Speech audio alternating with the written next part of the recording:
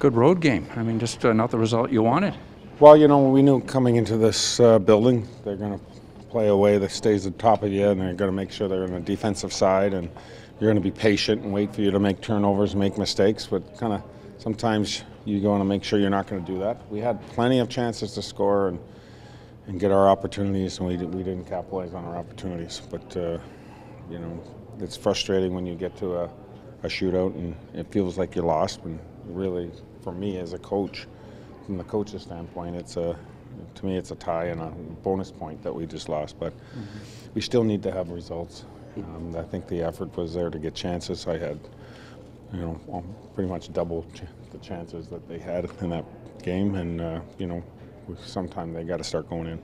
We talk about this 60 minutes, and it seemed like your team fully bought in tonight, but with the point, is this something that you can build on? You have to.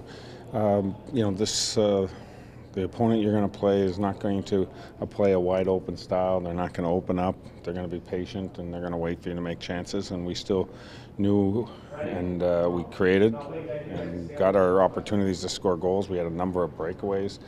Our power play didn't score. We were hoping that was going to break out and get a chance there. We needed that.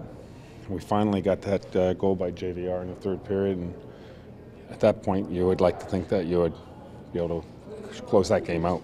Do you feel like Phil's still getting his chances, or do you think he's adjusting, or what do you think is kind of bit? I mean, you know, on the power play, he's getting some shots through, and they're creating some rebounds. They're not getting the bounce we want, but you know, he's getting his shots. You know, sometimes you're going to have to adjust when it's not going in for you. Sometimes you just got to spend more time around the blue and stay around the net a little bit more, and find a way to tip a puck or get an ugly goal.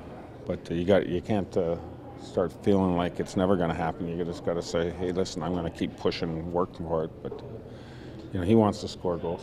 What do you do as a coach? I mean, he's admitted, I've never been this cold before. Like, how do you, to a gifted goal scorer, how can you coax that out of him? You know, when he scores, our numbers are really good. You want him to score the goals. We want to win the games, and I want him to create chances.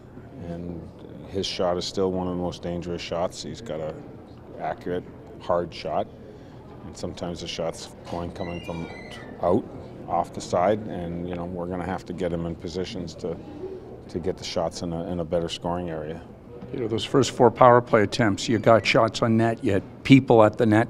I mean, you think back to November, this game's all but over before it hits the third period. Yeah, I mean, sometimes your puck luck is going for you a little bit. You're getting the right tip and right angle.